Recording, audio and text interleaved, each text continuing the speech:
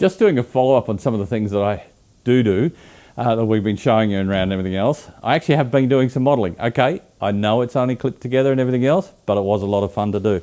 This is the Suyata Fokker triplane, Red Baron type of thing. Probably took about 10, 12 hours to put together. It's a little fiddly, so you've got to make sure that you've got everything locked in and pushed in tight and everything else. But it was such a fun little aeroplane. There's the markings are decals, so you need to use them properly. They're not stickers. But as a little model, it's about 32nd scale, roughly, if you in comparison to the real plane. A couple of things I came across that you've got to be careful of. The fuselage is very tight and it's very precise. So you've got to make sure that everything's lined up properly, especially when you go to, there's a part just in through there, this bar that runs through that sort of ties everything together. That has to line up properly. So make sure those holes there are done properly if you build one.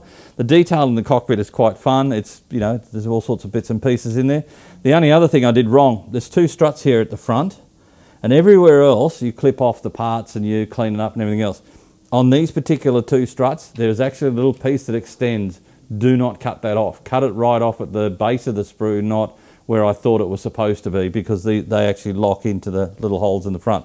So a little bit of forewarning, but hey, it's a lot of fun. The engine goes round, the wheels go round, and there is a little figure that goes with it. I haven't painted him yet because I'm not a figure painter. I'm going to get my partner to do it.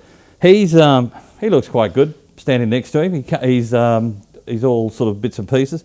Comes with his little walking stick. This is supposed to be Von Richthofen. The thing I like about it the most is the jacket is actually separate.